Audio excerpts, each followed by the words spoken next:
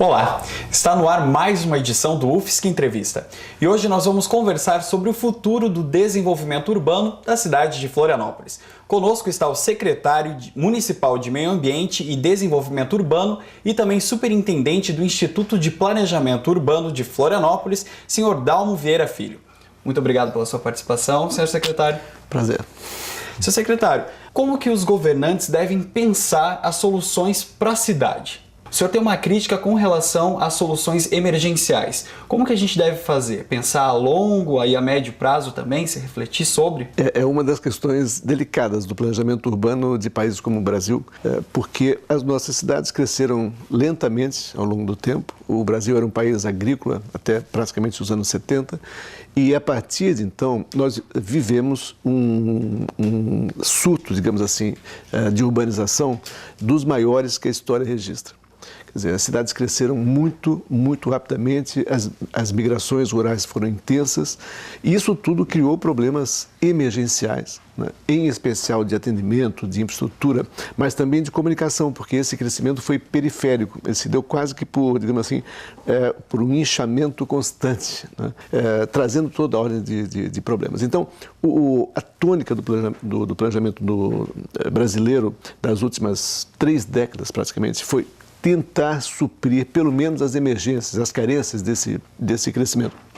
Com isso, os parâmetros universais de qualidade de vida, né, de qualidade nas cidades, desenvolvimento harmônico, lazer, cultura, tudo que no fundo é necessário para a qualidade efetiva da população, foi sendo deixado de lado em nome dessa necessidade de suprir emergências. Essa emergência. E a população também tem... que é uma resposta rápida aos problemas, aquele famoso tapa-buraco, né, emergencial. E acaba esquecendo que tem toda uma infraestrutura por trás até para conseguir dar conta da demanda populacional, principalmente no litoral. O senhor também participou do desenvolvimento de planejamento urbano em outras cidades. O senhor pode contar um pouquinho dessa experiência em outros lugares que não aqui em Florianópolis? Eu tive uma experiência, tive o privilégio, vamos dizer assim, de trabalhar por mais de 5 anos na direção nacional do IPHAN, do Instituto de Patrimônio Histórico e Artístico Nacional, trabalhando com perto de 100 cidades em praticamente todos os estados do Brasil. Então, digamos assim, essas especificidades, as singularidades das cidades, as várias maneiras que elas encontram em cada lugar para resolver os problemas, isso deu uma visão, eu acho que bastante ampla, de como o Brasil está tentando contornar o que eu acho que é o maior dos problemas nacionais, é a questão urbanística, né? Como lidar com as cidades, o que fazer com esse aglomerado de realizações e acúmulos que são as cidades, onde vive hoje em dia quase 80% dos brasileiros e onde os problemas são de toda a ordem. A gente costuma falar muito em segurança, não é? Em saúde, mesmo em mobilidade. Milhares e milhares, milhões de brasileiros passam horas todos os dias indo e voltando do trabalho. Quer dizer, nós estamos devendo para a sociedade dotar o Brasil de cidades que significam lugar de cidadãos, lugares digamos, de vida efetiva, de convívios. A cidade precisa, desde o começo da história, precisa aproximar as pessoas, né? Ela estimula o ser humano que vive nas cidades, tanto do ponto de vista individual como coletivo. Essa espécie de tensão, esse encontro, toda essa sorte de aproximações que a cidade permite, ela é responsável pelo grande desenvolvimento da humanidade, né? E para contribuir com o desenvolvimento urbano da cidade de Florianópolis, o senhor foi convidado para ser secretário municipal de Meio Ambiente e de Desenvolvimento Urbano e trouxe para cá a ideia do plano diretor participativo. Primeiro secretário, o senhor pode explicar para a gente o que é um plano diretor?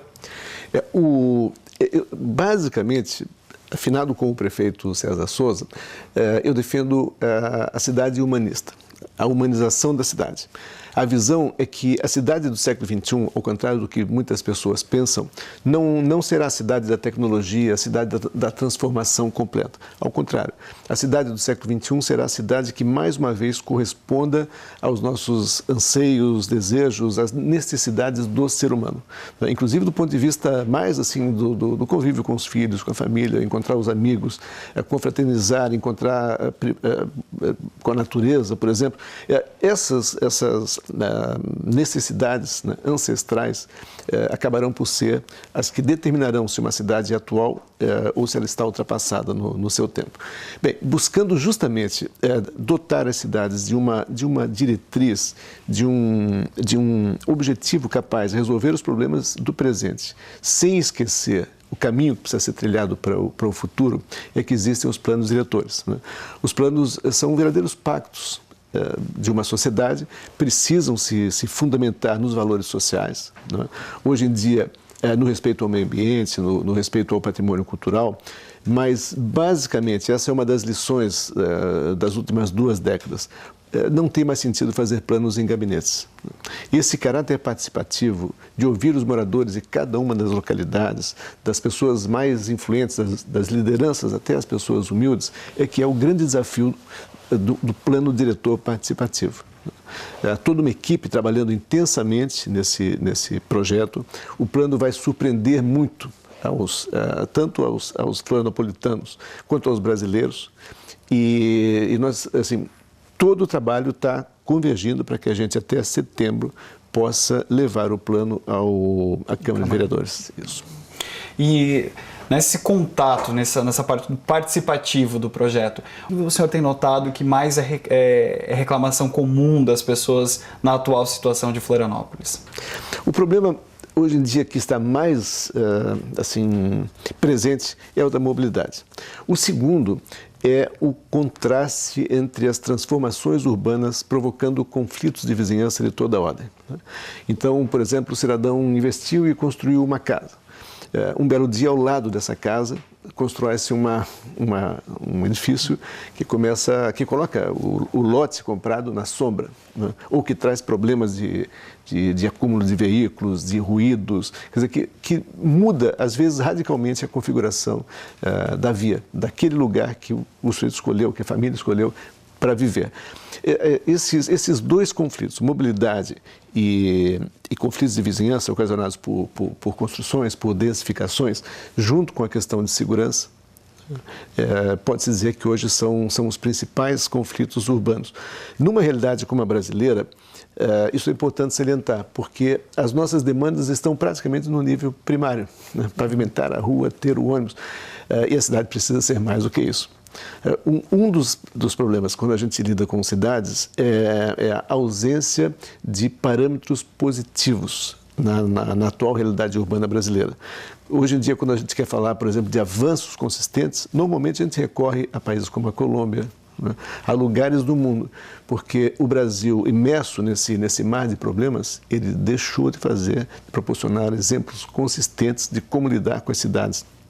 Agora, nós que estamos no começo do século XXI.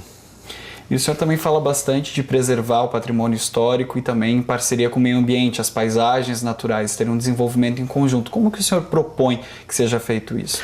Olha, a proposta que o município está trazendo para o plano diretor tem 2 ou 3 palavras-chave. A primeira delas é equilíbrio.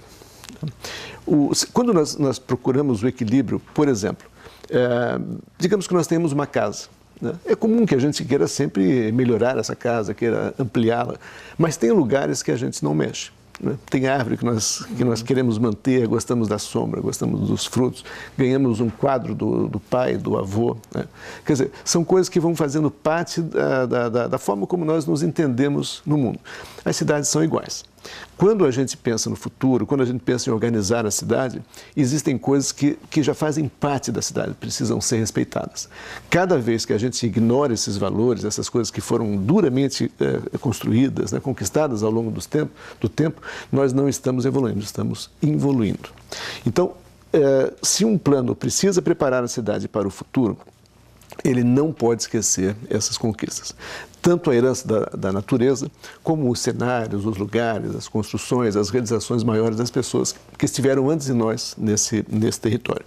O desenvolvimento da cidade precisa ser uma trajetória, é como cada um de nós. Nós temos as nossas famílias, temos as nossas feições que vão se transformando com o tempo, mas não deixamos de ser nós mesmos, né? Não caminhamos para o anonimato. Essa consideração da cidade como um artefato cultural, como um complexo que, ao mesmo tempo que está em mutação, ele guarda coisas, né? Ele preserva coisas, precisa ser considerado, principalmente quando a gente tem, e é o caso agora de Florianópolis, um plano ousado do outro lado da preservação, que é a transformação. Senhor secretário, a gente precisa fazer uma pausa no FISC Entrevista e no próximo bloco a gente vai conversar um pouco mais sobre a questão da mobilidade aqui na cidade. Não saia daí.